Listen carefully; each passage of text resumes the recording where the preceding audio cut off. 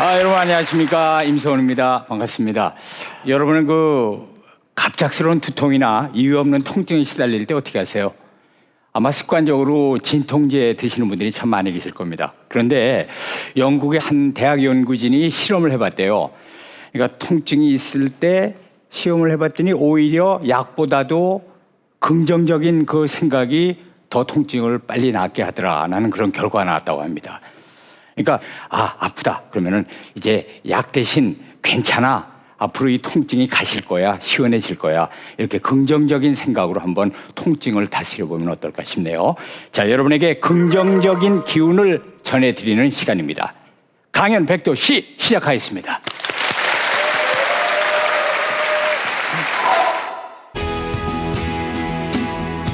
은행 지점장 출신 보일러 기능사 이만호. 어려운 형편에도 야간 고등학교를 나와 은행 지점장까지 했던 그. 일할 때만큼은 누구보다 치열하게 살았습니다. 7, 8개월은 집에 가서 밥 먹은 적이 없을 정도로 맨날 야근을 많이 했었고, 가정은 완전히 팽거치다시피 했고, 가정의 자녀들 교육 같은 거는 집사람한테 다 맡기고 오로지 직장에만 충성했던 거죠.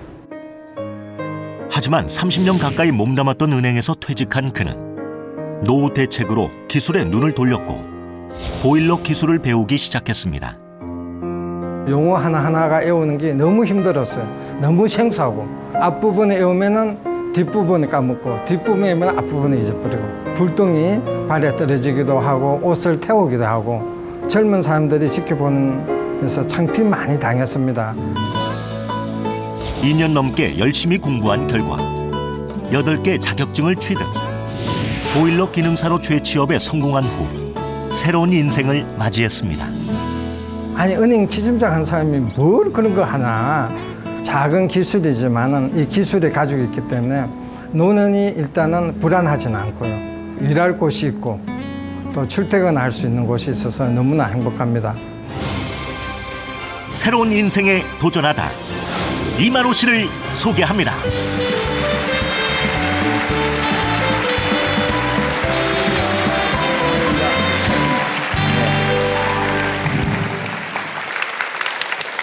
지금 입고 나오신 옷이 평소에 작업할 때 입으신 옷이죠? 네, 맞습니다. 네. 근데 잘 어울려 보입니까? 잘 어울립니다. 그리고 잘 어울린다는 게 다른 뜻보다도 옷을 입으신 모습이 왠지 더 신뢰가 가는 것 같아요. 감사합니다. 네, 다른 분들도 그런 얘기 하시죠. 이렇게 옷이 왠지 믿음이 더 간다. 다들 그렇지는 않은 것 같아요. 그래요?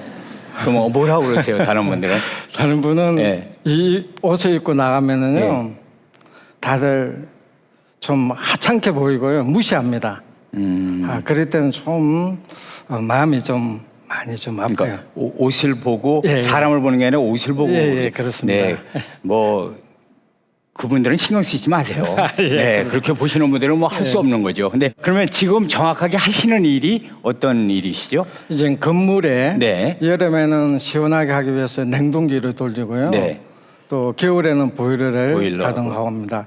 또 환경을 쾌적하게 해야 되는 그런 작업을 한다고 생각하시면 지금 말씀 들어보니까 가장 중요한 일을 하고 계십니다. 네, 맞습니다. 이렇게 그 일을 안 해주시면 쾌적한 환경에서 일을 할 수도 없고 능률이 오를 수도 없고요. 네, 그렇죠. 오늘 강연하실 주제는 130만 원이라는 주제입니다. 돈의 액수인데 과연 어떤 얘기가 숨어 있을지 한번 같이 들어보도록 하겠습니다. 준비되셨습니까? 네, 네. 자, 박수 부탁드립니다.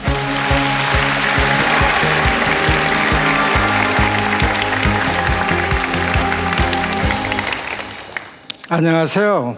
저는 보일러 기능사 이만호라 합니다.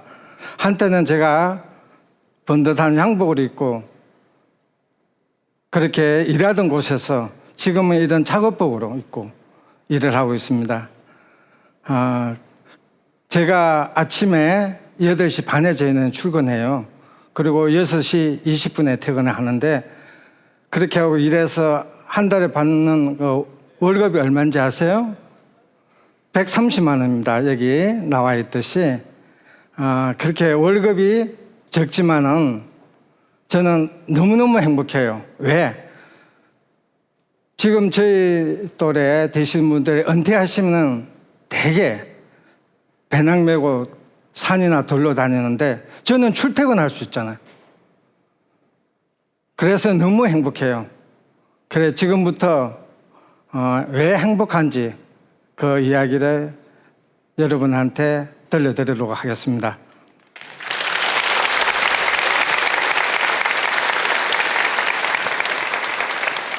제 고향은 경남 진주입니다. 어릴 때 아버지가 일찍 돌아가서 가지고 제가 농사를 지었습니다. 어린 중학생이 도저히 저 소한테 이길 수가 없어요. 끌려가면서 울면서 그렇게 농사를 지었습니다.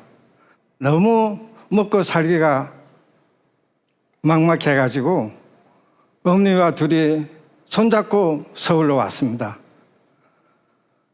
그래서 저는 낮에는 공장에 직공으로 일하고 밤에는 야간 고등학교에 다녔습니다.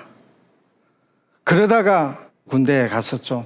군 복무하면서 제대하면은 취업해야겠다는 큰 마음을 가지고 틈틈이 취업 준비를 했어요.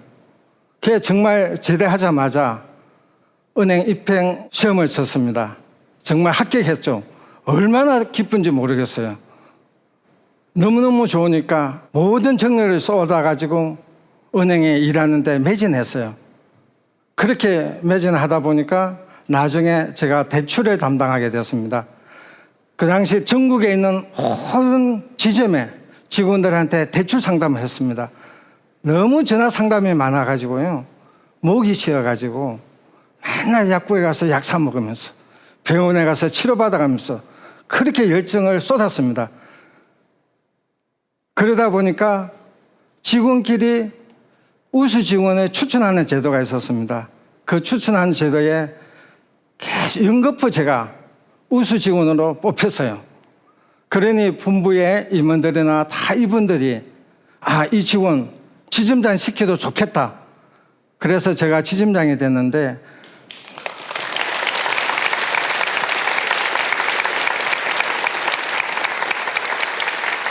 그래서 제가 서울에서 제일 먼 곳 부산으로 지점장이 됐어요. 그런데 거기가 전국의 980개 지점에서 900등 하던 꼴찌 지점이었어요. 제가 그 지점에 도착해갖고 딱 자리에 앉아서 일주일 만에 전화를 받았습니다. 이 지점 폐쇄해야 되지 않냐고. 너무너무 답답하죠. 그래 제가 메시지를 보냈습니다. 6개월만 말미해 주세요. 만일 6개월 동안 소정에 실적이 없다면 이 지점 폐쇄해도 좋습니다. 정말 그 이야기하고 나서는 온 천지에 쫓아다녔어요. 1시간 거리든 2시간 거리든 3시간 거리든 밤 11시에도 쫓아가고 그렇게 열심히 하다 보니까 딱 8개월 만에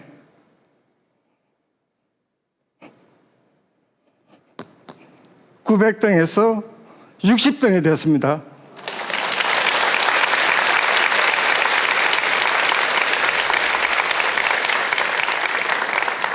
그거를 위에 분들이 아셔가지고 제가 바로 서울로 강남에 큰 점포로 발령받아 올라왔습니다.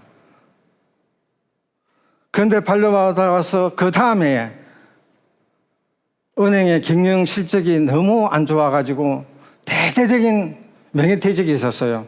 저 역시 명예퇴직을 고민했던 거죠. 어떻게 해야 되나? 노후 30년을 어떻게 살아야 되나? 그러다가 어느 날 우연찮게 동네에 자전거포가 있습니다. 그 자전거포에 갔더니요.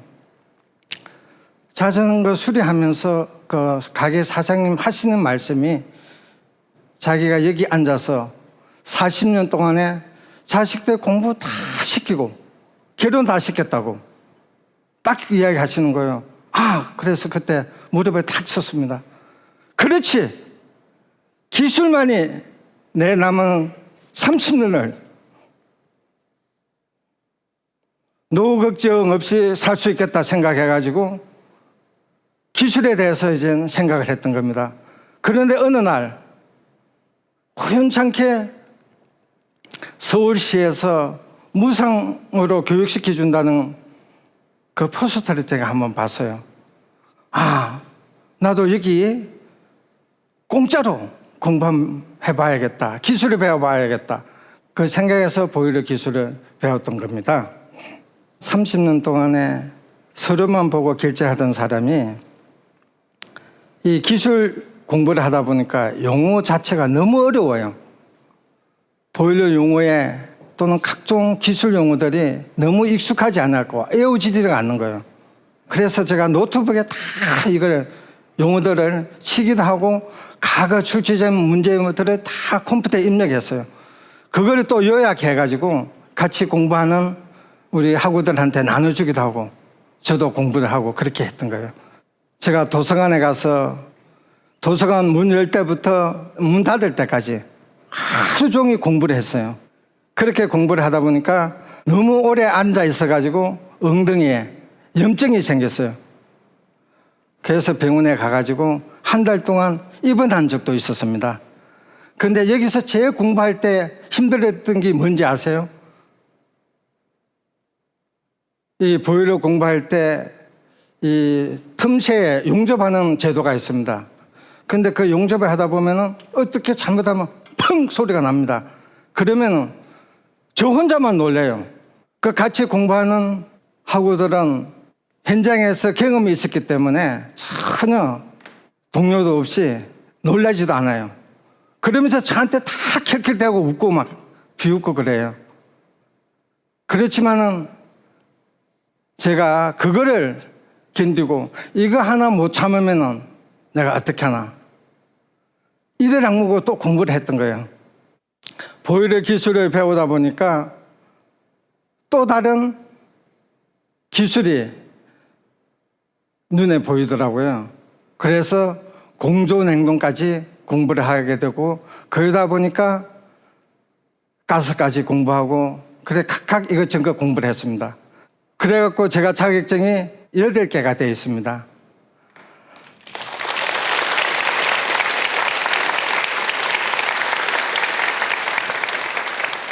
이름도 길고 용어도 어렵지만 제가 한번 자랑 좀 해도 될까요? 네. 처음에 보일러 기능사에 땄고요. 그 다음에 공조냉동, 열에너지 기사 따고요. 전기대 따고, 소방도 따고, 가스도 따고, 위험물도 따고. 이것만 가지고 건물 관리를 다 안 되더라고요. 건물을 관리하면 자금 관리도 알아야 되잖아요. 그래서 자금관리사 자격증까지 8개 땄어요. 이렇게 따고선 취직이 잘 될 줄 알았죠. 여기저기 이력서를 냈습니다. 200군데나 냈는데 다 안 되는 거예요. 왜? 경력이 없다 이거죠. 과거에 해본 사실이 없기 때문에 당신은 안 된대요. 그렇게 우여곡절 끝에 200군데 넣어가지고 면접도 보고 그렇게 하다가 우연찮게 노동부 홈페이지에 제가 근무했던 은행의 용역으로 기술 모집한다고 되어 있더라고요. 인터넷으로 이력서를 냈습니다. 면접을 보재요. 그래서 가서 면접을 봐가지고 지금 근무하고 있습니다.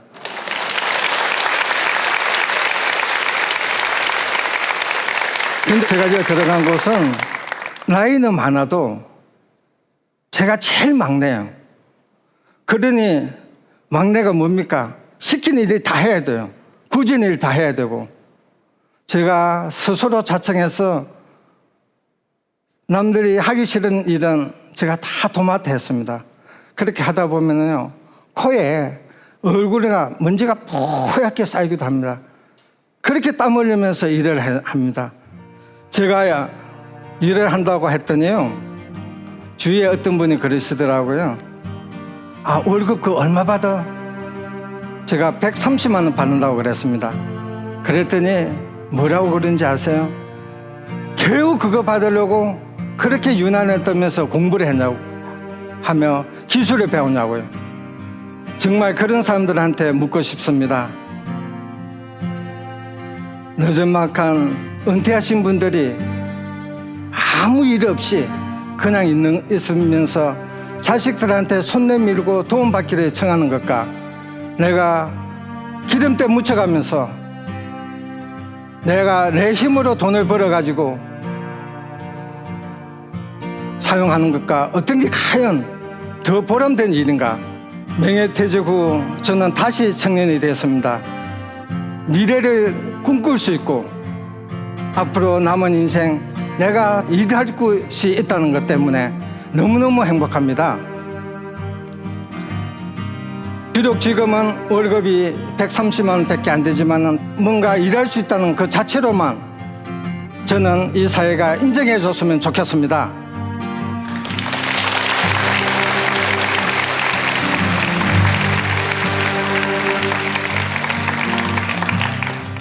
지금까지 제 이야기를 들려주셔서 감사합니다.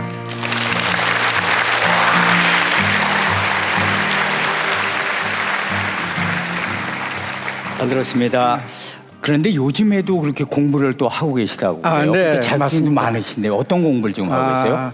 지금은 전기 기사 공부를 하고 있습니다. 전기 기사 예, 예. 자격증 따시려고요? 예, 예. 이게 지금 네. 주머니에 이걸 가지고 다니세요? 네. 와, 이거 저는 봐도 하나도 모르겠네요. 네, 맞습니다. 네, 계전기 동작 시험, 접지 저항 측정, 절연 저항 측정, 절연 내력 시험. 이걸 그러면 늘 주머니에 이렇게 가지고 다니면서도 지금 이제 자격증 준비를 하시는 거죠? 네, 공부. 예, 예. 아, 어렵지 않으세요? 아, 너무 어렵죠. 네. 어떻게 이렇게 끊임없이 공부를 하세요? 되게 그런 분들이 많으시더라고요. 네. 노후에 우울증들이 많다든가, 예. 치매 있는 분들, 네. 뭔가 이런 거 외운다든가, 네. 뭔가 집착을 하고 있으면은 네. 이런 치매도 없어지고 예방돼. 우울증도 없어진다고. 그렇죠. 예. 네. 대단하세요. 아이고, 지금도 이렇게 감사합니다. 공부를 하고 계신데 오늘 이 자리에 큰아드님 나오셨습니다. 어디 계십니까? 큰아드님? 네. 잠깐 일어나실 수 있어요? 안녕하세요. 그 아버지가 맨 처음에 보일러 기술을 배우겠다고 하셨을 때 그때 마음이 어떠셨습니까? 사실 아버지가 은행에서만 일을 열심히 하셔가지고 그런 보일러 일을 잘 하실 수 있을까 잠깐 충동적으로 얘기하신 게 아닐까 그렇게 좀 걱정을 좀 많이 했었습니다. 네. 그랬는데 다 하셨어요, 공부를. 네, 그리고 다 하시고 지금 보니까 이제 공부도 엄청 많이 하시고 사실 결과보다는 저는 옆에서 과정을 지켜봤는데 네. 한 2, 3년 동안 진짜 매일같이 도서관 다니시면서 공부하시는 그 모습이 정말 대단했던 것 근데 같습니다. 아버지한테 좀 응원 말씀해 주시지 않을래요? 이 자리에서? 네. 제가 그동안은 아버지 자리에서 묵묵히 성실히 자리를 잘 지키셨던 모습들 많이 봤는데 한 2, 3년 동안 새로운 일에 도전하고 그런 모습들이 너무 멋있고 자식으로서 또 자랑스럽더라고요. 그래서 네. 앞으로도 옆에서 아버지 많이 응원하겠습니다. 아버지 목표하신 일들 다 잘하셨으면 좋겠어요. 네, 고맙습니다. 그 자격증 다 따시고 이 기술들을 앞으로 어디에다 그렇게 쓰시려고 그래요? 우리 주위에 보면은 네. 어려운 분들이 너무 많았습니다. 특히 겨울에 추워가지고요. 너무 막 이불을 2겹, 3겹에 덮고 주무신들 많으신 노인분들이 계십니다. 그렇죠. 네. 그런 집에 가서 보일러를 고쳐주고 보일러만 고치면은 그 전기까지 다 연관이 됩니다. 네. 그래서 전기까지 배워가지고 네. 그거를 봉사하면서 그렇게 살려고 합니다. 네, 참 좋습니다. 네, 130만 원이라는 주제로 강연을 해주셨던 이만호 씨였습니다. 여러분 큰 박수 부탁드리겠습니다. 감사합니다. 네. 대기업을 그만두고 간호사가 되다. 문광기. 부모님 말씀을 잘 듣는 모범생이었던 학창 시절. 하지만 뚜렷한 목표가 없어 취업을 결정하는 일까지 주변의 의견을 따랐습니다. 부모님이 좋아라 하고 주위에서 좋아라 했기 때문에 그 일을 선택을 했었는데 어떤 일의 성과가 100%를 달성을 했으면 110%를 요구하는 자기 인생인데 또 회사에 너무 올인하는 것처럼 보였고 그런 부분들이 제가 조금 이게 아닌데라는 생각을 가지게 됐었어요. 휴식이 필요하던 차에 떠난 여행. 그곳에서 우연히 만난 남자 간호사로 인해 그의 인생은 달라졌습니다. 사람의 생명이나 아니면 건강에 돌보고 도움을 줄 수 있는 직업이면서 돈을 벌 수 있는 직업은 그렇게 많지가 않은데 간호사는 정말로 괜찮은 직업인 것 같다고 어떻게 보면 그때는 신선한 충격이었던 것 같아요. 주위의 반대에도 불구하고 간호사가 되기로 결심한 그. 열심히 노력한 끝에 간호사가 된 지금 그는 누구보다 행복합니다. 대기업을 그만두고 남자 간호사냐 이렇게 이야기를 하고 있지만 저는 제가 스스로 결정한 내린 것이기 때문에 지금 제 삶은 정말 행복하고 만족하게 느끼고 있어요.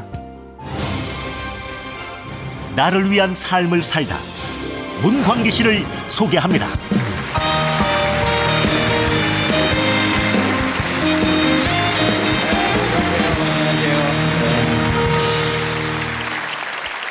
지금 서울의 한 종합병원에서 간호사로 일하고 계시잖아요. 되신 지 얼마만큼 되신 거죠? 지금 8년차 간호사를 하고 8년차. 있는데요. 네. 원래 이제 일반 직장을 한 2년 남짓 다녔었고 그다음에 저는 간호학과를 편입해서 3년 동안 이제 학창 생활을 다시 보냈고 네. 지금 이제 8년차로 이제 간호사 일을 하고 있습니다. 네, 남자 간호사로 일하시기 힘들지 않으십니까? 많이 들었죠. 예, 이 질문은 정말로 많이 들었던 질문이었는데 네. 예전에는 남자 간호사였기 때문에 힘들었다라고 생각했었는데 네. 지금은 그게 아니라 이게 사람의 생명을 다루고 사람을 돌보는 데 있어가지고 간호사는 간호사일 뿐이고 그렇기 때문에 남자 간호사라서 그냥 더 힘든 일은 없었던 것 지금 같습니다. 몇 명이나 되세요? 지금 병원에서는 지금 제가 일하고 있는 곳은 네. 지금 총 간호사가 1,700명 정도 있는데 1,700명. 남자 간호사가 지금 한 130명, 140명 정도 남짓 있습니다.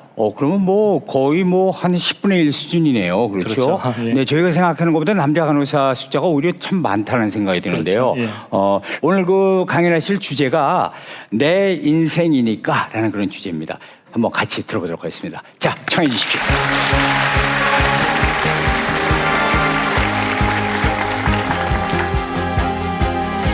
안녕하세요. 간호사 문광기입니다.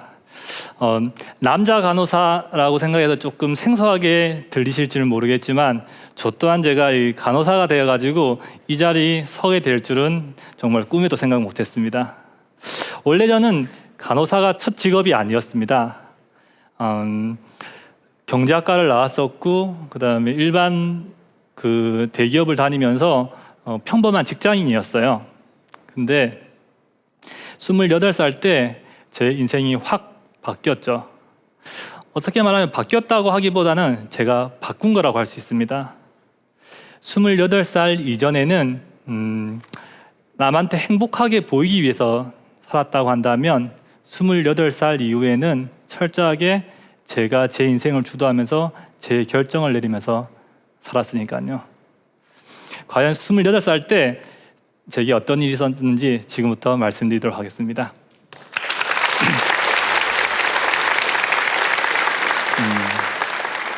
저는 부산에서 태어났고 저희 아버지는 공무원이셨어요. 저희 부모님께서는 항상 공무원이 되든지 아니면 안정적인 직업을 구해서 너의 앞가림을 빨리 하라고 항상 가르치셨죠.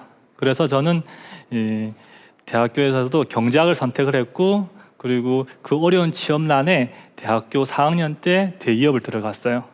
그렇게 들어가니까 부모님이 제일 좋아하셨고 교수님들도 제일 좋아하셨고 그리고 주위 사람들도 잘한다 잘한다 이렇게 이야기를 하시더라고요. 그때는 그게 정말 제가 잘하는 건 줄 알고 약간 우쭐한 마음도 있었고 그렇게 이제 회사 생활이 시작되었습니다.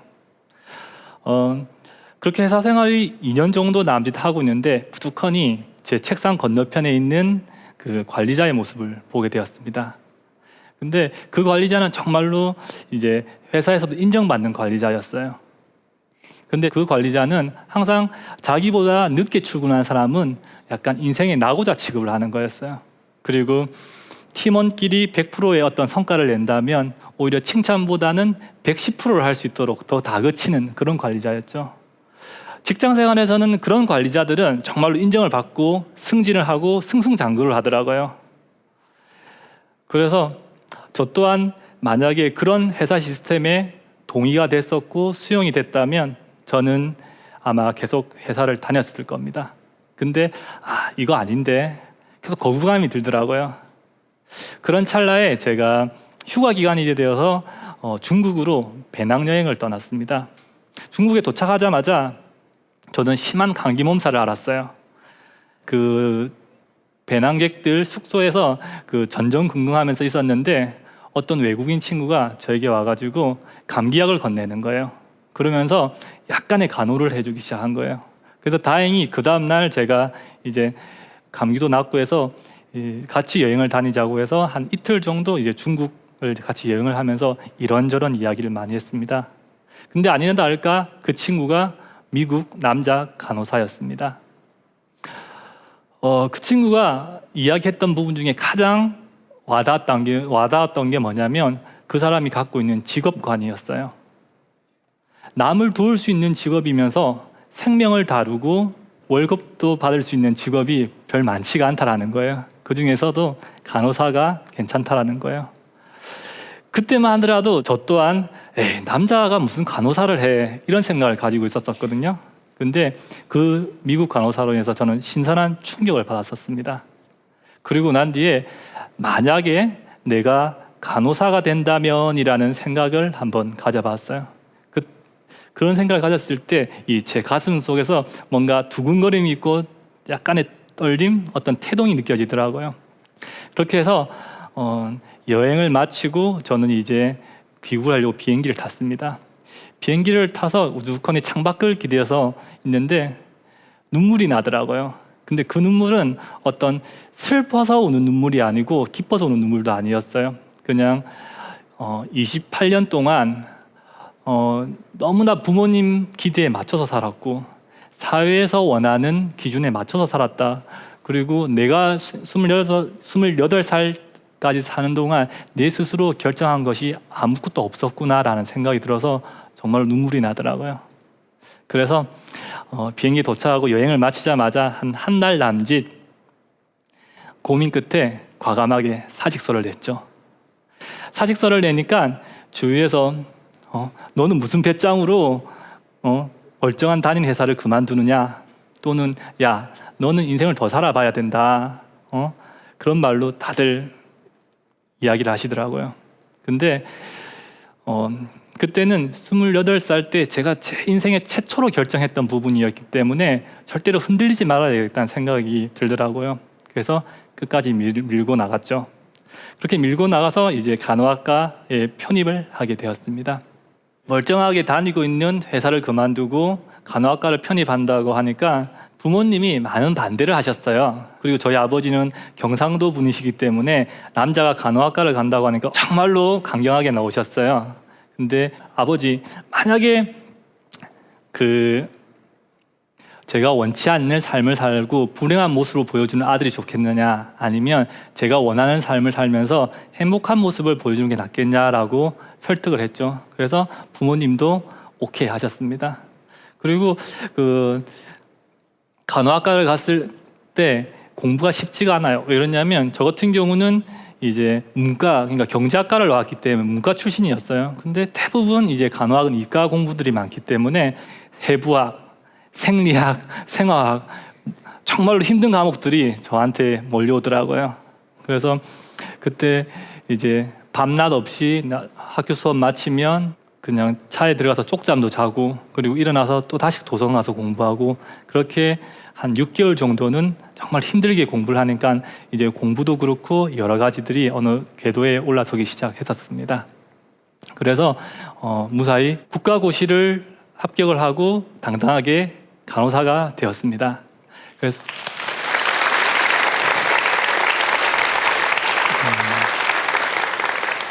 솔직히 간호사 업무 중에는 대부분 강도가 높아요. 왜냐하면 사람의 생명을 다뤄야 되고 건강을 다뤄야 하기 때문에. 하지만 그 중에서도 응급실이라든지 중환자실은 사람의 생명 중에서도 가장 최전선에 있어요. 그렇기 때문에 그 업무의 강도는 더 높아요. 저 같은 경우는 그래서 중환자실을 선택을 했고 중환자실 중에서도 흉부외과 중환자실이랑 심장내과 중환자실을 한 2년 남짓 이제 했었고 그렇게 해서 그 경력을 쌓아서 지금은 최담도 내시경실에서 스페셜리스트로 간호사를 하고 있습니다.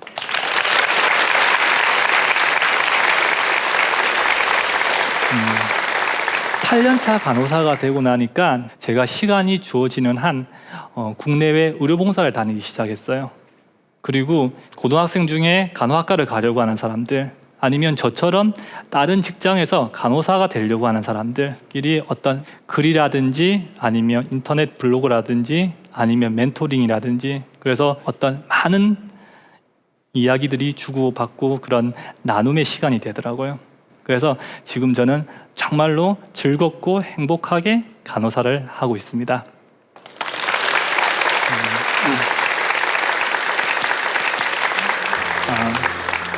끝으로 예전에 지금은 돌아가셨는데 중환자실에 조금 인상이 남으셨던 환자분 이야기를 제가 드릴 건데 그분은 강남에 엄청 부자셨어요. 그리고 자식들도 정말로 장성하게 잘 키우셨던 분이셨어요. 근데 그분께서 돌아가시기 전에 저한테 하시는 말씀이 나에게 1년이란 시간이 주어진다면 정말로 내가 하고 싶은 대로 하면서 한번 살아보겠다라는 거예요. 그러면서 저보고 하는 말씀이 너는 꼭 네가 하고 싶은 대로 하면서 살아라고 그렇게 이야기를 하시더라고요. 근데 그때는 이게 확실히 말씀이 와닿지가 않았어요.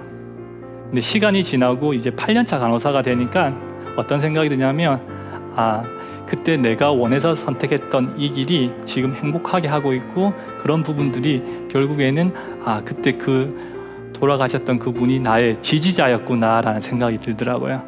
그래서 정말 고맙게 생각하고 있습니다.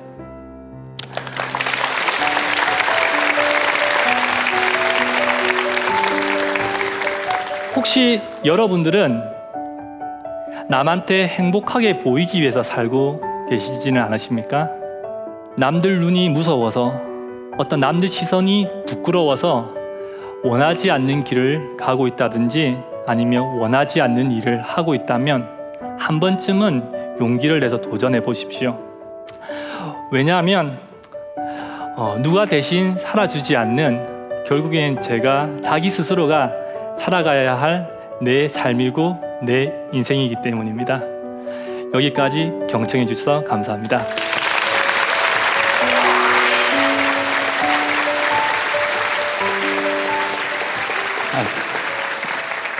누가 살아줄 수 없는 게 바로 내 인생이지요. 그런데 제가 궁금한 게 문광기 씨가 만약에 28살 그 시절로 다시 돌아간다면 그때도 지금처럼 선택을 하실 것 같아요? 똑같이?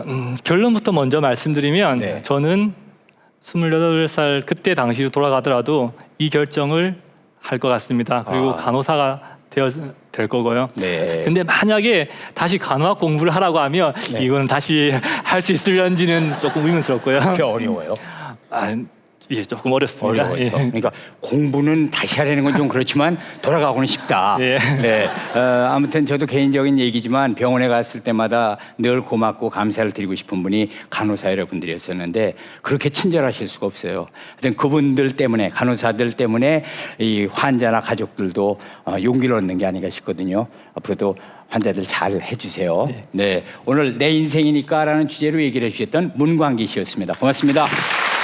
감사합니다.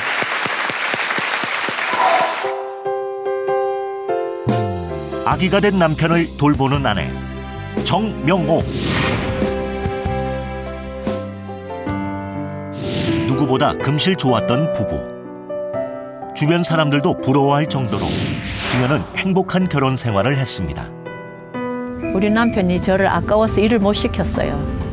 그래서 막 들어가면 나무 그늘 밑에 햇빛 들어온다고 그늘을 이렇게 만들어가지고 여보 여 그늘에 여기 있어라 막 이러고 저도 또 우리 남편을 아끼고 그렇게 우리는 살았어요. 사과 농사로 형편이 나아질 무렵 부부가 갑작스럽게 당한 빗길 교통사고는 그녀의 삶을 송두리째 바꿔놨습니다. 뇌를 너무 많이 다쳐놓으니까 혼수 상태였어요. 그래서 2년이라는 세월 동안 이제 식물인간으로 계셨어요. 어떻게 이거 살아가야 될까? 남편을 대신해 모든 일을 도맡은 그녀. 남편이 자신의 그늘이 돼 주었듯 이제는 그녀가 남편의 그늘이 돼 함께하고 있습니다. 우리 남편 저밖에 없어요, 오직. 이제 제가 어디 가면 저를 기다리고 계시거든요. 그럴 때 진짜 한편은 마음이 아프지만 그래도 저를 기다리고 계시는 남편이 있기 때문에 그래도 행복하다 이런 생각이 들죠. 내 사랑 내 곁에 정명옥 씨를 소개합니다.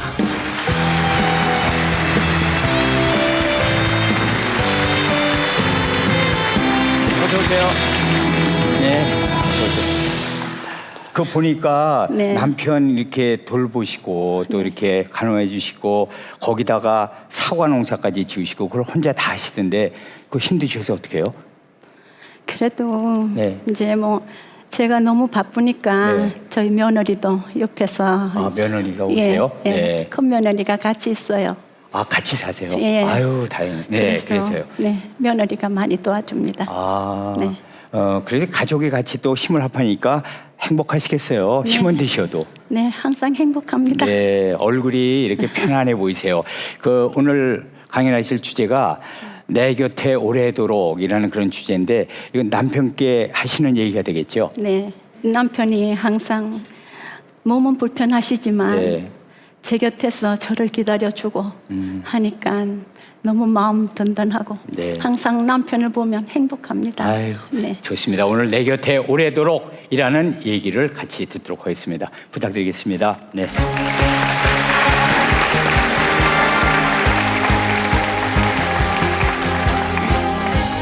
안녕하세요. 저는 경남 거창에서 온 정명옥입니다. 제가 이 자리에 나온다고 하니까 저희 딸이 엄마 그래? 그 프로그램은 성공한 사람들이 자기 경험을 그 자리에서 얘기하려고 나오는 곳인데 엄마는 아직 그런 단계가 아니잖아 하더라고요. 맞아요. 저는 성공한 것도 없고 잘난 것도 없는 농촌에서 사과 농사 짓는 평범한 농부이고 주부입니다. 남편이 11년 전에 사고를 당하고 제가 남편 대신 사과 농사를 짓고 있어요. 특별한 건 없지만 아픈 남편을 보살피면서 제가 이 자리에서 느낀 것들을 이야기해 보려고 합니다.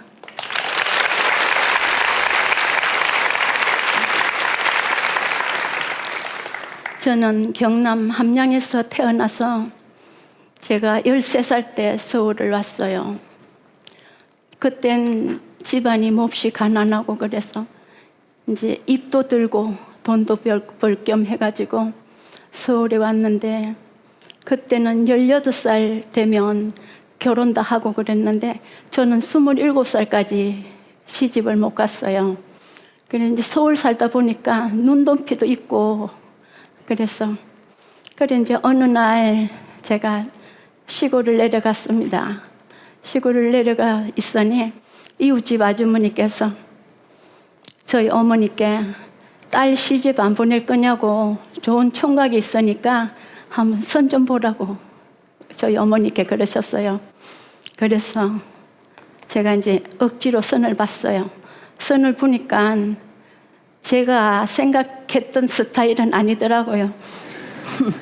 남편이 좀 목도 짧고 몸은 크고 건강하신데 그래서 저는 선을 보다 도망을 갔어요.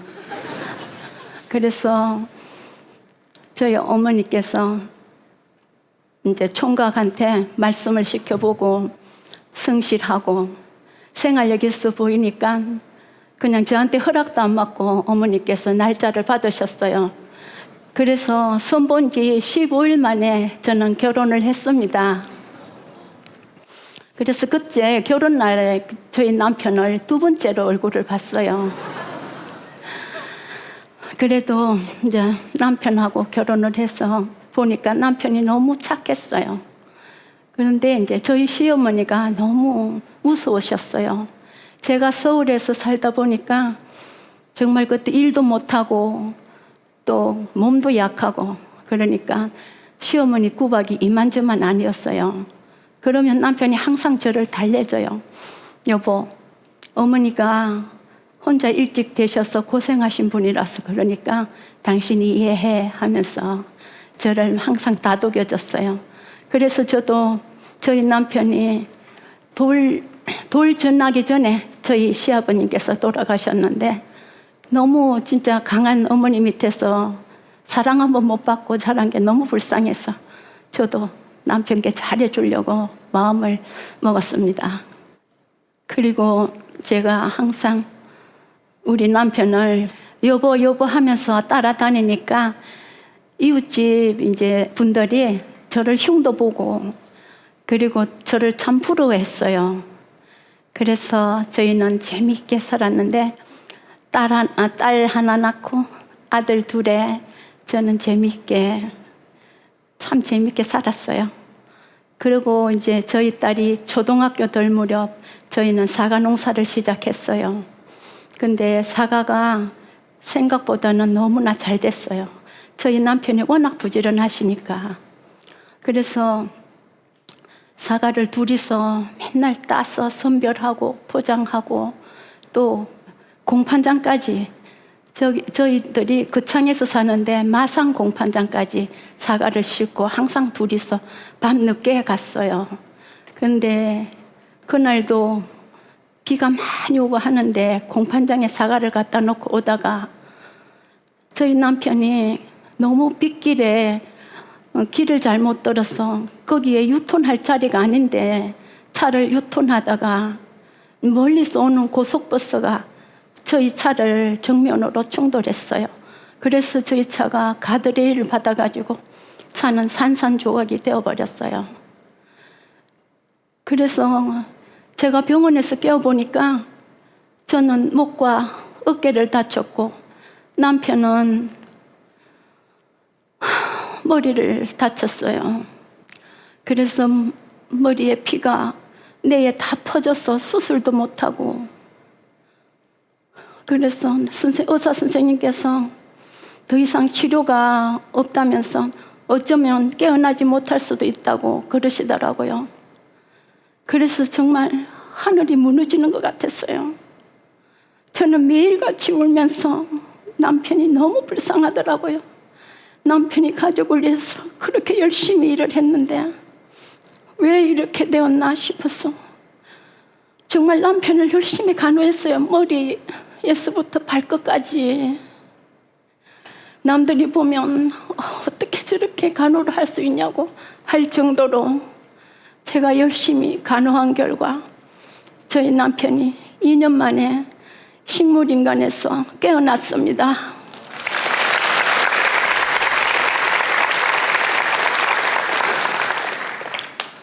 그런데 남편이 깨어나서 옛날 남편이 아니었어요.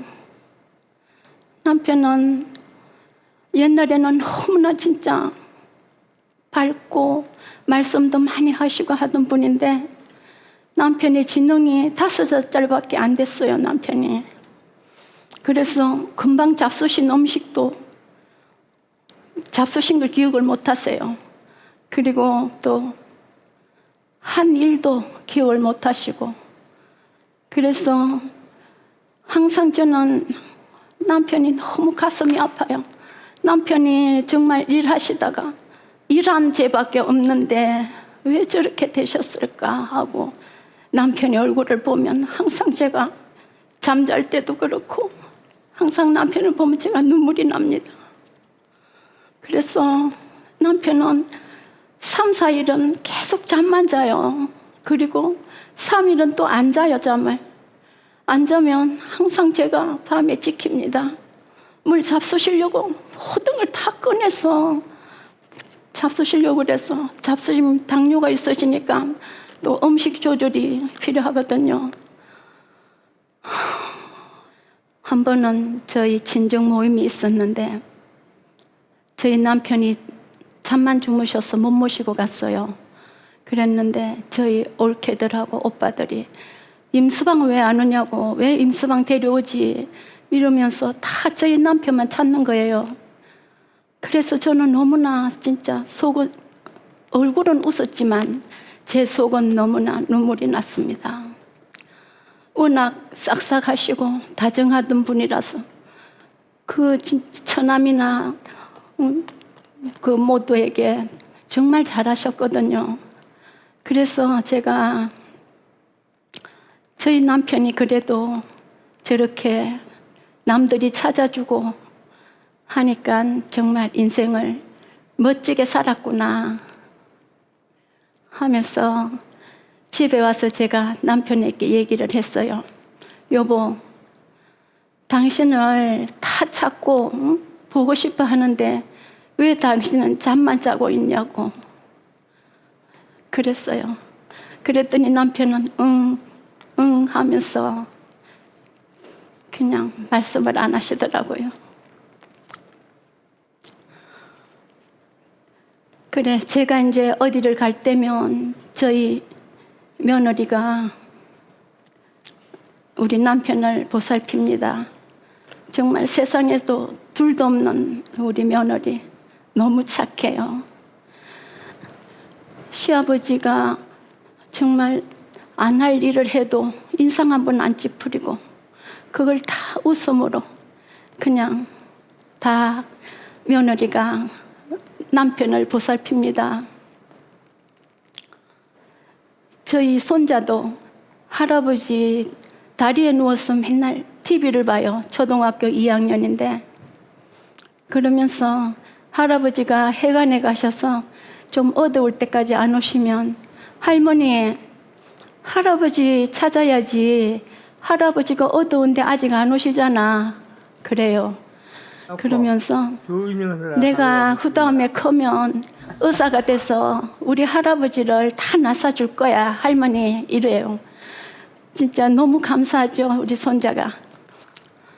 저는 농사일도 할 줄 모르고 처음에는 정말 살림만 살았어요, 집에서. 남편이 저를 힘든 일을 시키지 않았어요. 아까워서 저를 못 시켰어요. 항상 저를 들에 같이 따라가면 그늘을 이렇게 지어주면서 여보, 당신 여기서 좀 그늘에 좀 쉬었다가 그래 해 이러면서. 그러면 저는 남편이 그런 말에 더 일이 하고 싶은 거예요. 그렇지만 제가 일을 정확하게 배우지는 못했어요. 남편이 사고 난 뒤로 제가 사과의 약을 어떻게 치는가, 거름을 어떻게 주는가 그것도 모르고 그냥 너무 막막했어요. 그렇지만 다른 사람들 하는 걸 보고 저도 배웠습니다, 일을. 그래서 사과 농사도 이제 잘 짓고, 그리고 제가 3,000평 되는 밭에 사과 농사도 짓지만 감자도 하고 고추도 많이 합니다. 그리고 들깨 여러 가지를 농사를 제가 열심히 짓고 있어요. 그런데 저희 남편이 항상 저를 기다리고 계세요. 제가 일하러 가면 대문 바깥에서 제가 올 때까지 앉아서 기다려요. 그러면 제가 와서 여보, 나 기다렸어. 그러면 응 그 말밖에 안 하셔요. 그러면 저희 아들이 엄마는 참 행복한 분이야. 아버지가 저렇게 엄마를 늦게까지 저렇게 기다려주고 엄마는 얼마나 행복하노? 이런 말을 해요. 그러면 제가 그래, 아버지가 안 계시면 누가 나를 지켜주고 기다리겠노? 그러면서 정말 나는 그래 행복한 사람이다 그러지요.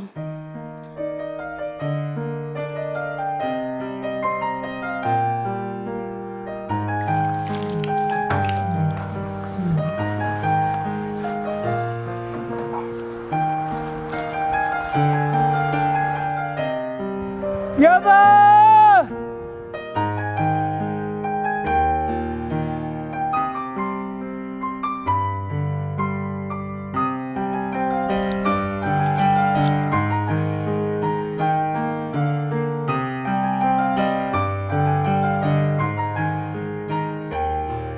저희 아들은 항상 저를 걱정을 해요.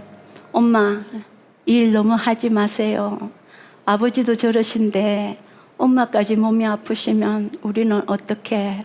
그러니까 아버지만 보살피고 엄마는 일을 그만하라고 그렇지만 저희 가정 형편상 일을 안 하고는 안 되겠더라고요. 시골에서 1년 농사를 안 지면 빚만 늘어갑니다. 그래서 농사를 안 지을 수가 없어요. 자식들은 각자 자기 직장에서 일하고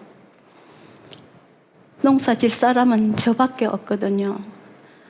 그래서 밤이나 낮이나 열심히 일을 했어요. 일을 하니까 그만한 보람이 있고 또 세월도 잘 가고 그래서 열심히 일을 하고 있습니다.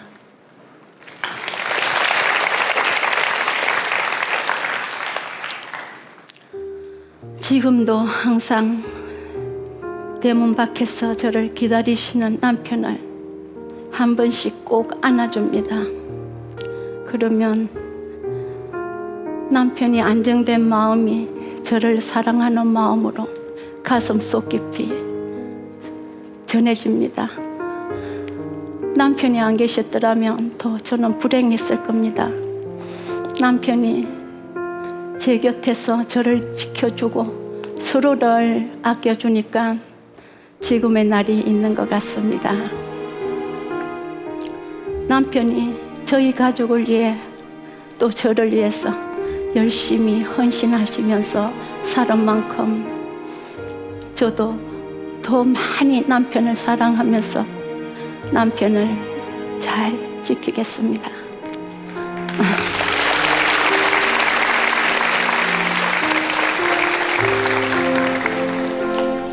여보, 지금도 봄이면 사과꽃이 흩어지게 피어요. 우리 힘들게 일할 때 사과꽃이 피면 당신이 참 좋아했잖아요. 그죠? 앞으로도 수천 송이, 수만 송이 꽃이 피고 또 지고 할 때까지 내 곁에 오래도록 있어주세요.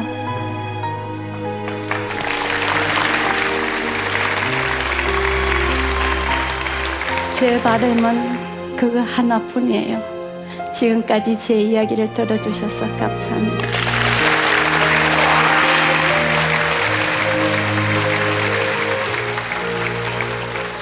말씀 잘 들었습니다.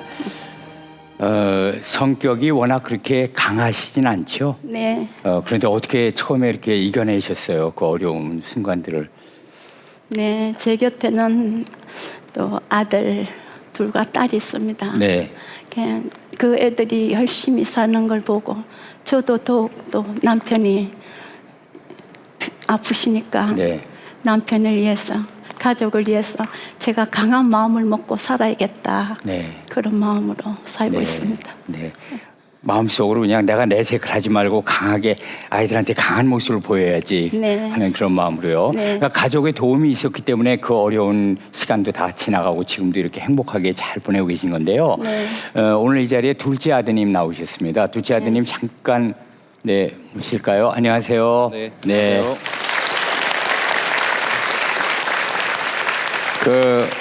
어머니께서 힘든 농사 지으시고 또 아버님도 이렇게 돌보시고 그 힘들어하시는 모습 보시면서 안쓰러우실 때도 많죠? 네, 많이 안쓰럽습니다. 네, 저 어머니께서 예전에 참 고우셨거든요. 네. 요즘에 시골에 내려가서 어머니 모습을 보면 허리도 많이 휘시고 또 손도 많이 고우신 손이 요즘에는 많이 거칠어지시고 그런 거 보면은 되게 가슴이 아픕니다. 네. 어머니에게 힘내시라고 응원 한 말씀 하실래요? 어머니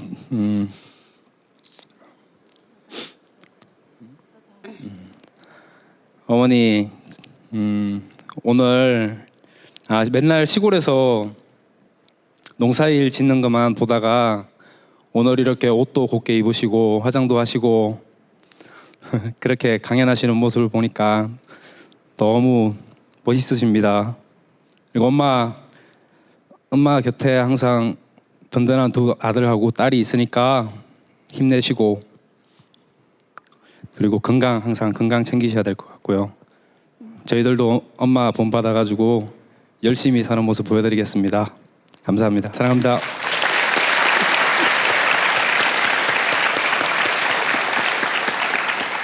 둘째 아드님은 벌써 모습이 정말 듬직해요. 네. 네, 다 효자시죠? 네. 효녀고요. 네. 네, 얼마나 좋으시겠어요. 그리고 이제 9월인가요? 이 사과가 열리는 지름길. 네. 조금 있으면 이제 사과가 빨갛게 홍로가 있습니다. 아, 네. 예. 그래서 제가 열심히 농사 지은 거 네. 저희 남편 모시고 가서 여보 나 사과 농사 이렇게 잘 지어놨어요. 한번 보세요 하고 네. 제가 칭찬받고 싶습니다. 칭찬도 아마 받으실 거고 또 네. 맛있게 드실 거예요. 네. 언제나 건강하시고요. 네. 이제 가족들 행복한 가운데서 앞으로 좋은 일만 많이 있으시길 바라겠습니다. 네, 오늘 내 곁에 오래도록이라는 주제로 강연을 해주셨던 정명옥 씨였습니다. 감사드립니다. 네. 고맙습니다. 은행 지점장에서 보일러 기능사로 재취업한 가장 이만호. 강연 주제 130만 원. 대기업을 그만두고 간호사가 된 남자 문광희. 강연 주제 내 인생이니까. 아이가 된 남편을 11년째 돌보는 농부 아내 정명옥. 강연 주제 내 곁에 오래도록. 인생의 뜨거운 감동을 만나는 시간 강연 백도시입니다.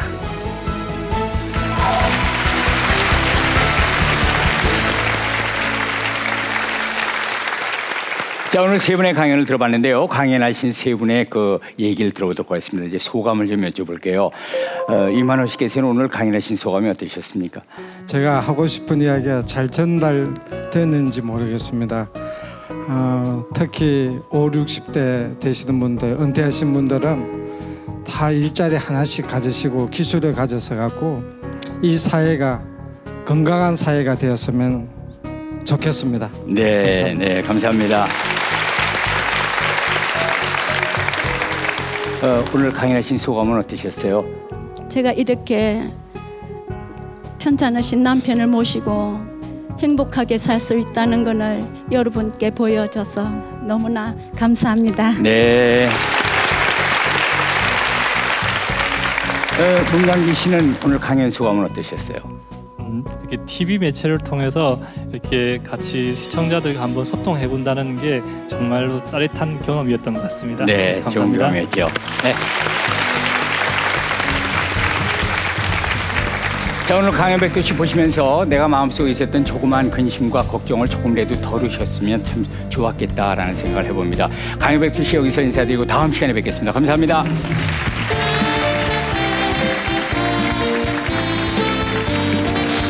자기 꿈을 위해서 지금 가지고 있는 그런 대기업의 자리를 버릴 수 있었던 거, 진짜 자기 꿈이 중요하다는 거를 배울 수 있어서 가장 기억에 남았어요. 서로를 생각하시는 모습과 나이가 들어도 이렇게 잘 저도 그렇게 살고 싶습니다.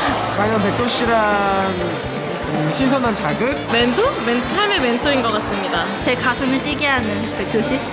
강연 백도씨 화이팅! 다이아메트스 화이팅!